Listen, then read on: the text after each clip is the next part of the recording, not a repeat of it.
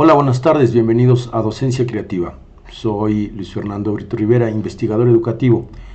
El día de hoy vamos a abordar con el doctor Efraín Aguilar, médico psiquiatra de la UNAM, algunos comentarios y aspectos sobre el contexto histórico de la teoría sociocultural. Recuerden que este proyecto es un proyecto de diseño para la innovación y cambio educativo y es de acceso libre. Si te gusta el contenido, compártelo y dale like. Muchas gracias y comenzamos. Buenos días a todos los alumnos de Teoría Sociocultural de la Facultad de Psicología de la UNAM.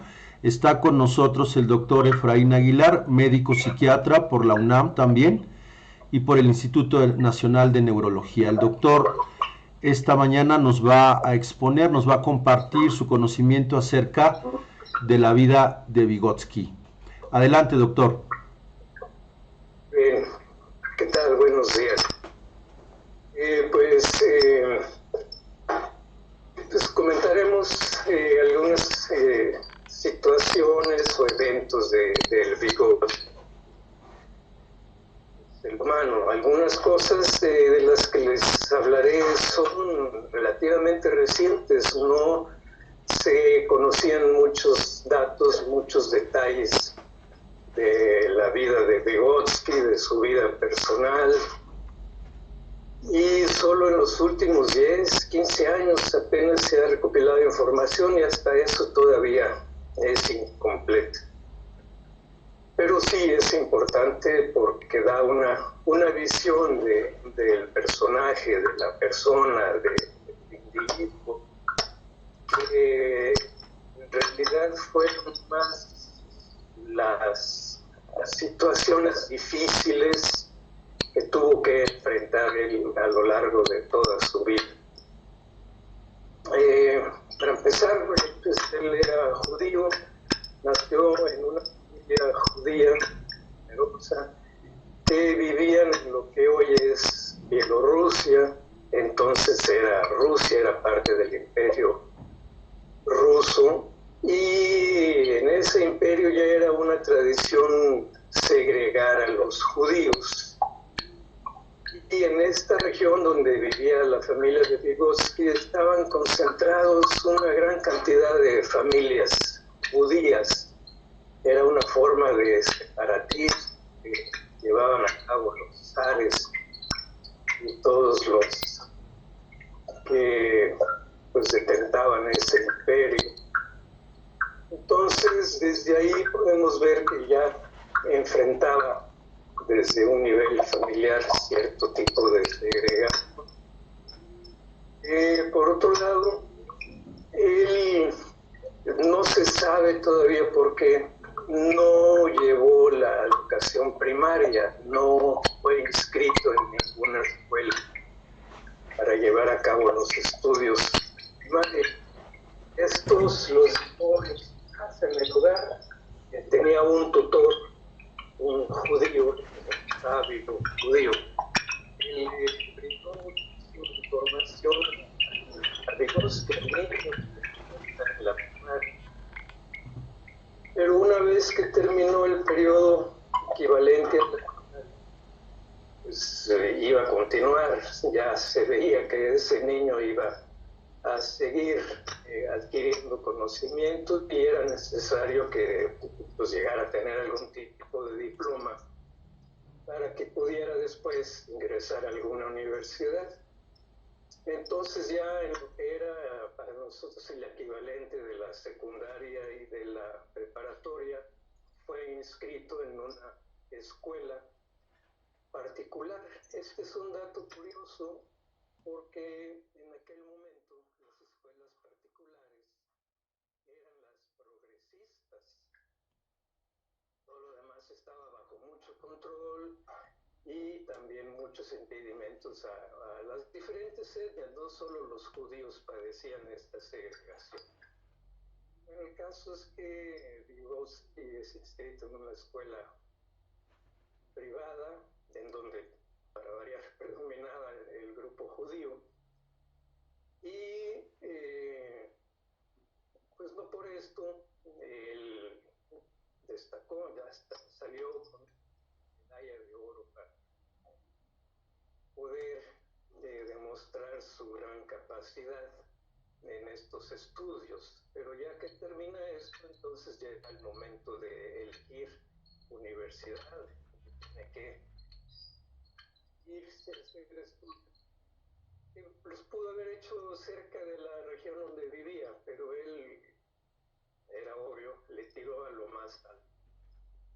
Y él quiso ir a hacer su examen de admisión a la Universidad Imperial de Moscú, entonces se llamaba así, ahora legendaria Universidad de Moscú. Solo tenía un cupo de 3% de toda su capacidad para estudiantes de origen judío.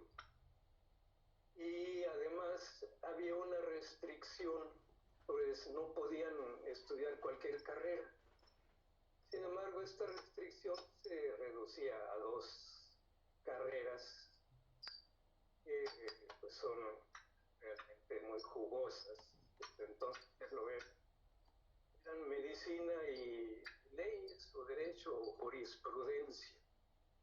El papá de Vygotsky pues quería que él estudiara alguna de estas 2 carreras y pues él le hizo caso, aprobó el examen desde luego y se inscribió en medicina.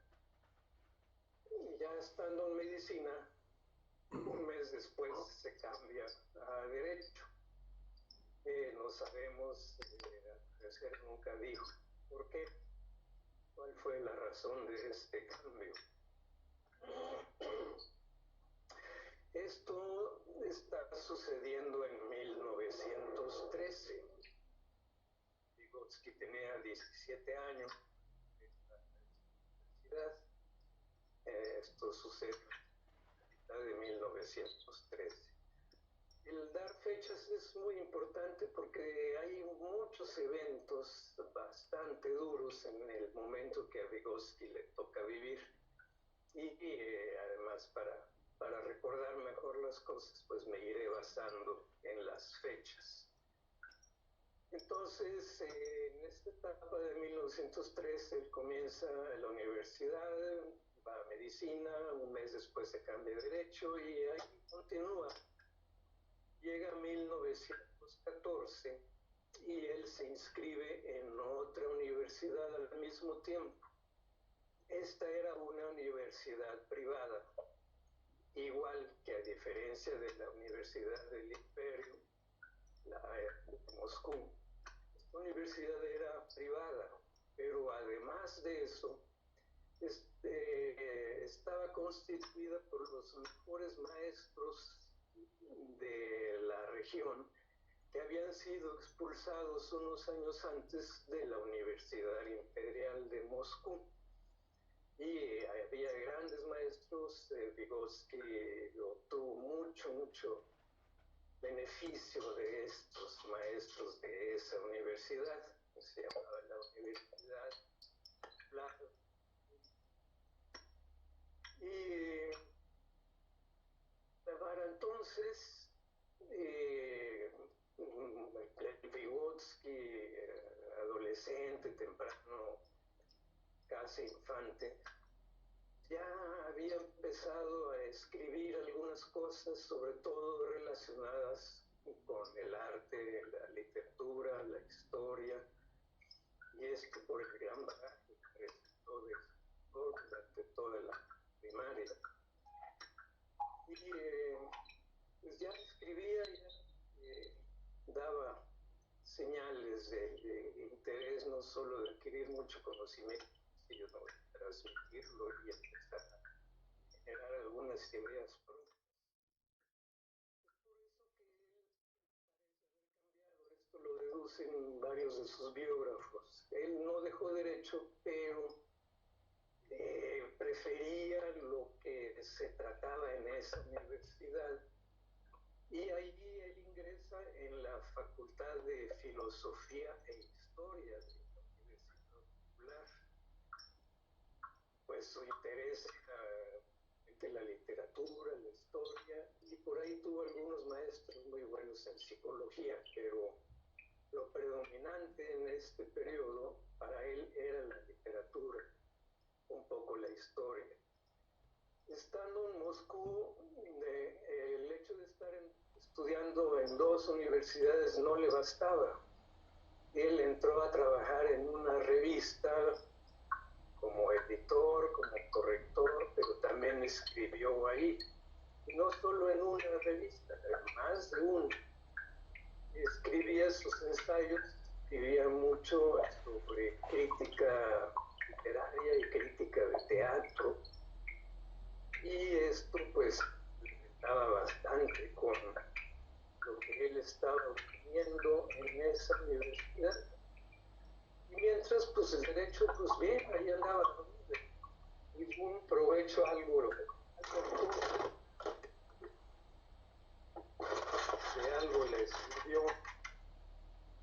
de algo le sirvió el haber estado en derecho. Pero bueno, su principal actividad era el haber estudiado más sobre literatura, historia, arte, y también se daba el tiempo de asistir a cuanta presentación teatral hubiera en Moscú y muchos eventos literarios y de arte. Entonces este periodo tiene esa importancia para su formación, sobre todo la de tipo literario, histórico, etc.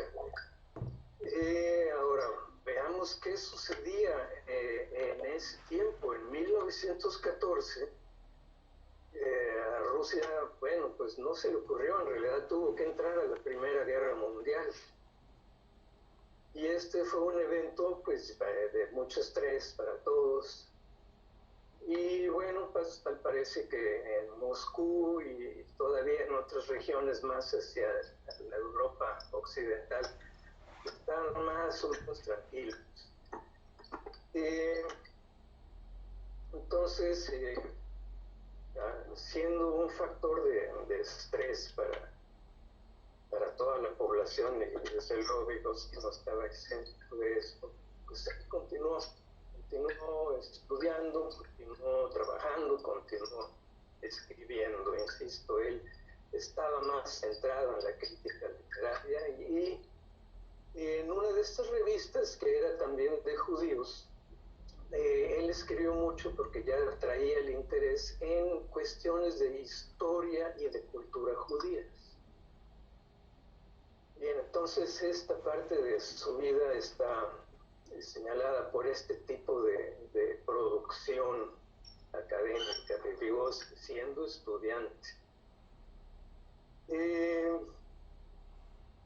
Pues pasa el tiempo, llega a 1917 y para inicios de 1917, pues ahí los eventos importantes primero son en febrero una revolución, o más bien un prólogo de lo que sería después la Revolución de Octubre. A esto se le llama la Revolución de Febrero. Fue un inicio, fue más bien una revuelta, pero se le llama así como Revolución de Febrero. Poco antes de esta revolución, Vygotsky, tratando el tema judío, ya se había expresado un poco en relación con el socialismo y el marxismo, y su postura era opuesta, crítica. Él no veía con buenos ojos el advenimientos del socialismo y las teorías marxistas. Luego llega, bueno, de una vez adelanto, 2 años después él ya estaba en el otro lado, en la trinchera marxista. En 1919 él ya estaba muy interesado. Pero regresemos a 1917, a finales, cuando se suelta la Revolución de Octubre y comienza la verdadera movilización revolucionaria en Rusia. Aquí sucede algo que llama la atención. que tampoco está muy claro. A fines, quizá en diciembre de 1917 o a principios de 1918, Vygotsky se va de Moscú. Primero va a una población que estaba al este de Moscú, ahí tenía un antiguo maestro, y estuvo ahí unos meses, y después regresa a Moscú y solo para tener un permiso como estudiante para viajar a su pueblo de origen o donde estaba su familia. ¿Qué sucedía aquí? Los biógrafos pues también se preguntan qué pasaba. Bueno, había dos cosas. Por un lado, la Revolución de Octubre. En ese momento Vygotsky pues, todavía no se pasaba al lado de las fuerzas revolucionarias. Quién sabe si no se asustó un poco con toda esta movilización y quiso ir a vivir con su familia, a estar con ella, apoyándolos, porque pues de todos los hermanos eran menores que él y sabía que dar un apoyo. Esta es una posibilidad del apoyo, otra es el que pudo haberse sacado de onda por la revolución, pero hay otro que a mí me parece el más seguro y además muy justificado. En 1917 Vygotsky ya tenía 21 años y esa era la edad para enlistarse en el ejército. Y pues la guerra ahí estaba, todavía seguía.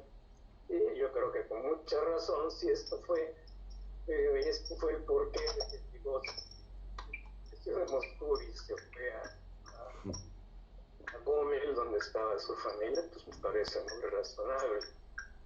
Poco después él consiguió un permiso para poder evadir este enlistamiento.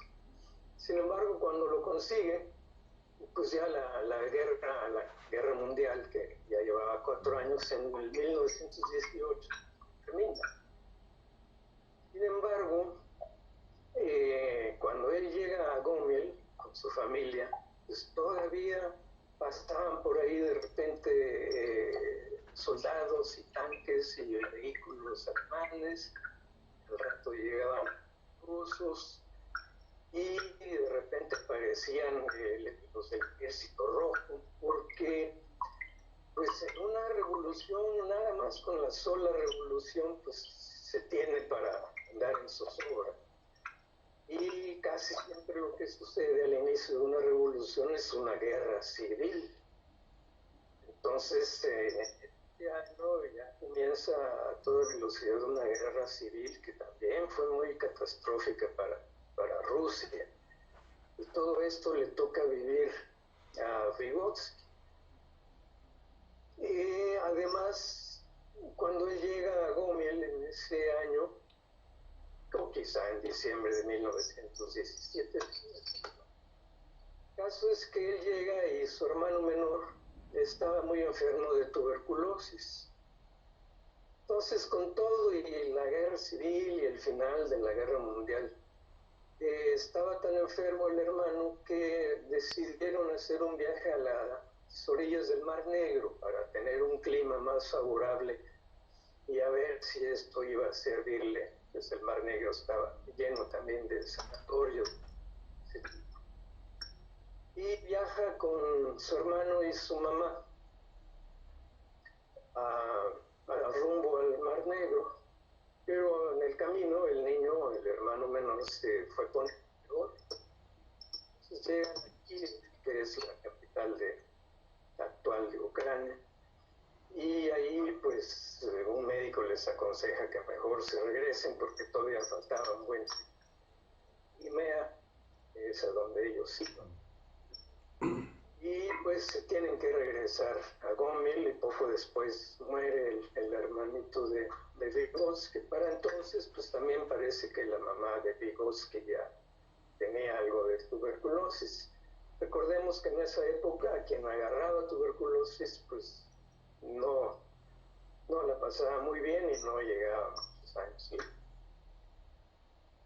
Ya que tocamos a la mamá de Vygotsky, el tema de la mamá, es preciso mencionar que aunque ella se dedicó a los 6 hijos que tuvo, y acaso 7, murió muy pequeñito, la mamá de Vygotsky hablaba varios idiomas, escribía algo de poesía, leía mucho, y todo esto se lo transmitió a sus hijos, y a Vygotsky le enseñó a hablar alemán. Entonces, desde niña, Vygotsky había adquirido a través de su mamá un buen manejo del idioma alemán, pero no nada más esto, también el gusto por la poesía, por la literatura, por la lectura, que ya lo traía desde antes con su tutor judío que lo educó en el equivalente a la primaria. Entonces aquí tenemos otro factor favorable. Entre todas las adversidades, este niño él tuvo ese factor muy positivo para su posterior progreso. Desde niño entonces Vygotsky recibió muy buena información, muy buena educación y además había señales de ser un excelente receptor de toda esa información y de cómo manejarla además. Entonces regresamos a este momento de 1918 en donde, para rematar, pues se enfrenta a esta situación difícil de enfermedad, de fallecimiento de su hermano. Y bueno, no es difícil imaginar que en un viaje así, con tanta cercanía entre la familia, pues ahí estaba la bacteria de la tuberculosis dando vueltas en el carro donde iba. Digo esto porque tan pronto como en 1920 Vygotsky tiene un primer acceso de tuberculosis que se dice que fue muy, muy serio, muy fuerte. No se dice bien dónde anduvo, pero tal vez tuvo que ir a Moscú. Pero bueno, regresa a Gómez. ¿Qué pasa con Vygotsky? El que había estudiado leyes, pero sobre todo había adquirido una excelente información sobre literatura, arte en general, historia y algo de psicología. ¿Qué hacía Vygotsky en su pueblo familiar que tenía 40,000 habitantes y después de haber estado en Moscú y haber disfrutado de toda la cultura importante de una ciudad asiática? Llega a Gomel y tal parece que no solo se aburrió, sino que como que era obvio, tuvo algún tipo de crisis, de algo de depresión, porque según los registros de sus escritos, entre 1918 y 1920 él casi no escribió nada. De hecho, en 1918 no publicó nada, no hay datos. En 19 comienza de nuevo a escribir algo, en el 20 más, pero el mismo Vygotsky parece haber dicho que se aburría como león enjaulado. Liev es su nombre, Liev es león. Entonces, sí, se sentía tan enjaulado en Gomel, aunque ahí la gente joven formó algunos círculos de estudio y hacían algunas discusiones que él era quien llevaba la batuta, pero pues no era suficiente para él. Sin embargo, pese a no haber escrito y haberse en algún momento dado quejado de aburrimiento, yo creo que él aprovechó y tal vez si no escribió es porque estaba compilando, preparando pues sus 2 primeros libros. Uno que es la conocidísima Psicología del Arte. Hay una obra por ahí a medias que no se ha podido rescatar y tal vez ya no. Él escribió a los 12 años sobre un tema judío también, pero era una obra un poco extensa. Luego, estudiando en la Universidad Popular Shanyavsky, y es honor al fundador de esa universidad.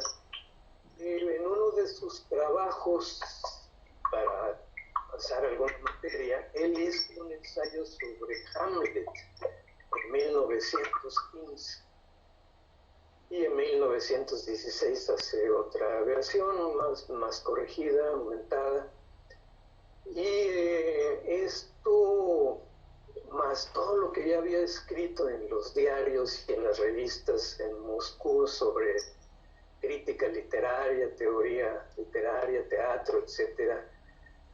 Esto pudo haber ido conformando lo que hoy conocemos como psicología del arte.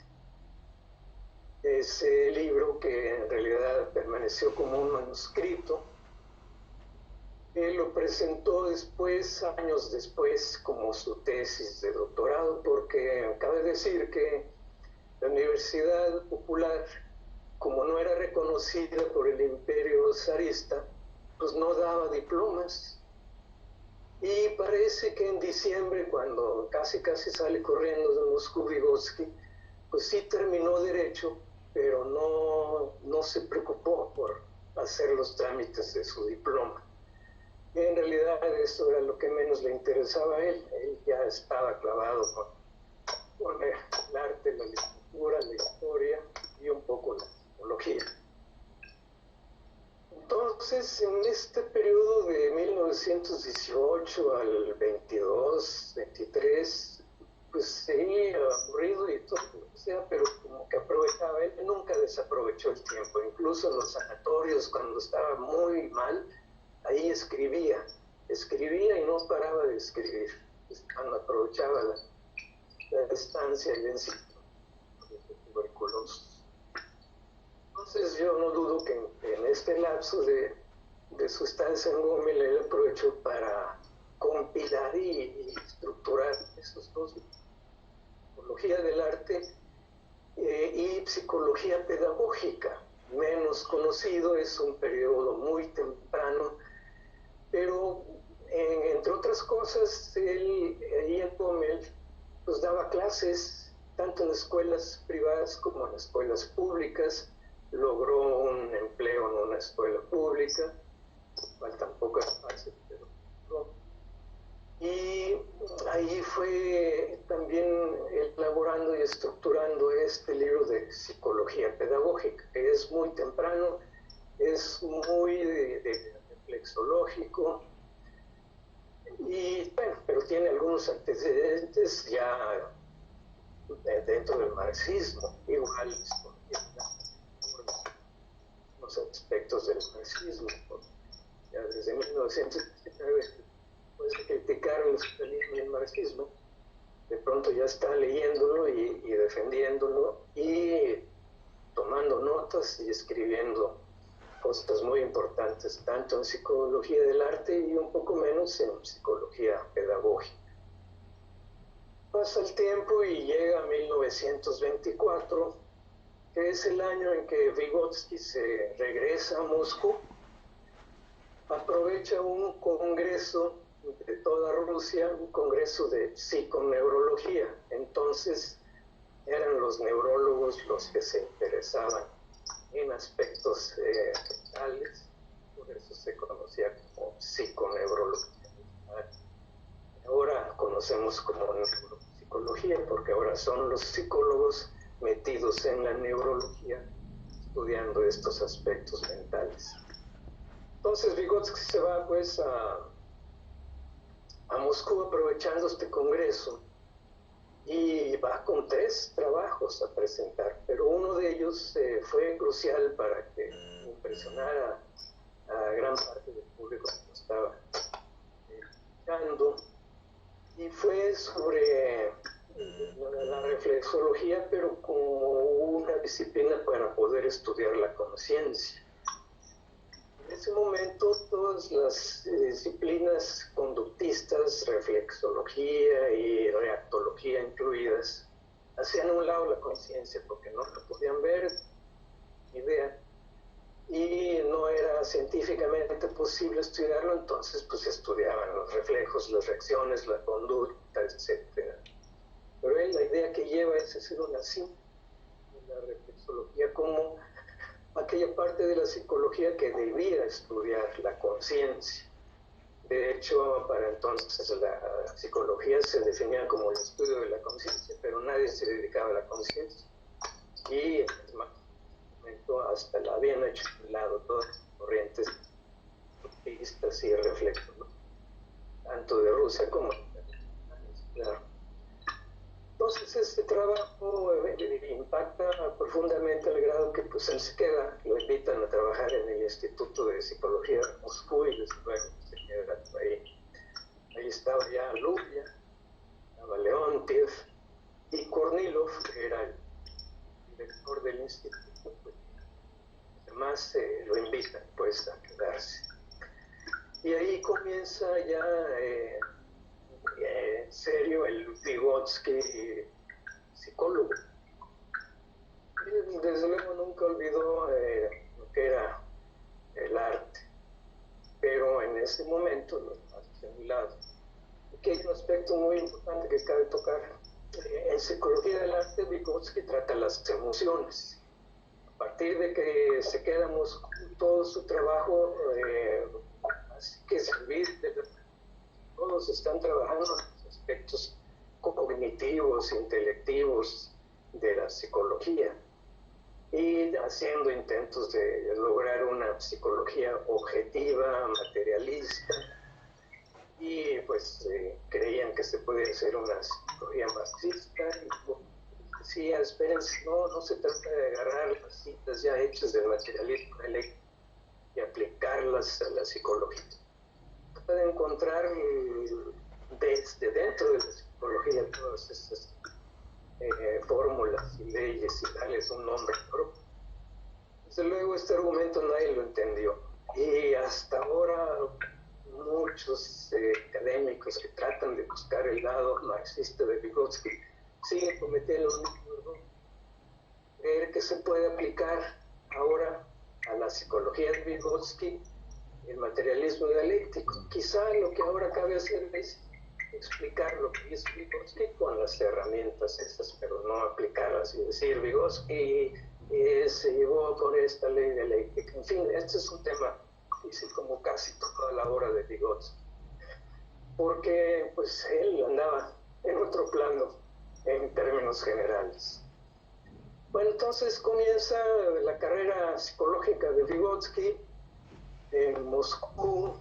Empiezan las críticas tanto de los que se creían marxistas como de los que querían seguir haciendo estudios reflexológicos, y recibe que es por lo visto él no le hizo él ya sabía lo que iba y él continuaba, pero si algunas críticas sí le movían eran el decir que era antimarxista. Y no, en realidad estaba más allá de todos los que se decían marxistas en ese momento. Pero era una situación difícil. El mismo ya imponía que todos los científicos debían aplicar materialismo dialéctico, histórico, etc. Y la presión era fuerte. Muchos psicólogos entraban a eso y de repente jalaban con los críticos de Vygotsky. A Pablo le dieron el estatus de materialista, en fin, sí lo era, claro, su investigación lo era, no mucha gente era muy objetiva, pero para Vygotsky no era suficiente y a veces él decía que era más reflexólogo que el mismo Pablo, y pues no lo dudemos, pero Vygotsky trasciende la reflexología y un poco después ya está iniciando lo que conocemos como la teoría histórico-cultural. Pero bueno, de 1924 a 27 él comienza a hacer todos sus estudios, ya dejando la reflexología, empezando por otro camino, resistiendo las críticas, llega a 28, 29 y comienza a desarrollar más fuerza lo que ahora conocemos como teoría histórico-cultural. No viene apenas, comienza apenas en esto. También tiene muchas bases marxistas. o materialistas. Lo que a mí me parece que está Vygotsky es creando una psicología materialista, un materialismo psicológico. Ahí quedó, no pudo avanzar más por cuestiones de salud. Llega a 1929, 30, y para entonces ya había una escisión dentro del mismo grupo de colaboradores de Vygotsky, y esta escisión la inicia Leontiev. Para 1930 la presión stalinista se pone fuerte y no nada más por las diferencias que ya había al interior del grupo de los colaboradores, sino tal vez por estas presiones del stalinismo. Un grupo de colaboradores de Vygotsky emigra a Kharkov, que entonces era la capital de Ucrania, y hasta Lubia se fue para allá. Quién sabe, quizás tanto era el miedo del stalinismo, de la imposición de algunas cosas, que se fueron a hacer escuela. Y la escuela que hacen ahí en Kharkov, sobre todo Leontiev y los más cercanos a él, es lo que ahora se conoce como teoría de la actividad, aunque le ponen como teoría histórico-cultural de la actividad, en realidad no. Vygotsky, esta es una decisión, es el abordaje de la actividad nada más, de la conducta de actividad, tomar en cuenta al sujeto. Pero bueno, esto sigue, la gente sigue creyendo que Leontiev es continuador de Vygotsky, y no. Podemos decir que desde 1930 inició una decisión, una división. Se fueron los de la teoría de la actividad por un lado, pero por razones políticas y de sobrevivencia, pues Leontiev parece que era muy listo. Y él mismo se proclamó como continuador de las ideas de Vygotsky cuando ya había bajado la presión, porque las presiones contra Vygotsky estaban fuertes. Entonces Vygotsky se queda en Moscú con muy pocos colaboradores, iba a Kharkov, participaba en algunas sesiones. Se dice que por ahí dio una conferencia que duró 8 horas, toda la gente que antes estuvo con él. Y bueno, el caso es que él siguió en Moscú, iba a Leningrado, también estaban a dar clases, conferencias, etc. Y para 1934, cuando ya estaba terminando Pensamiento y Habla, que no Pensamiento y Lenguaje, el título correcto es Pensamiento y Habla, este libro enorme, parece que no iba a ser un libro, sino iba a ser la introducción para seguir haciendo psicología general, materialismo psicológico.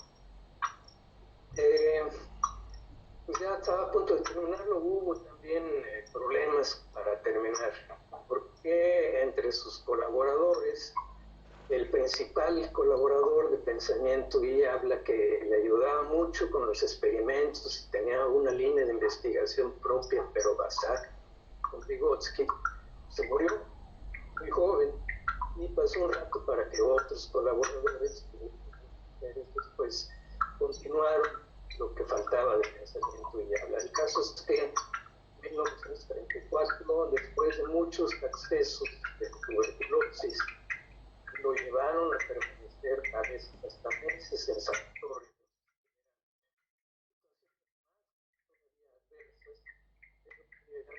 En cuanto podía recuperar un poco de fuerza, escribía y escribía.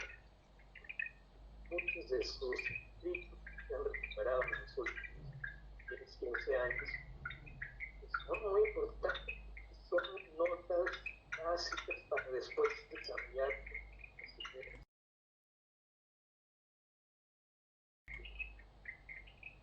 Entonces, él aprovechó todo lo que era adverso, parece que aprovechaba también la adversidad para salir adelante.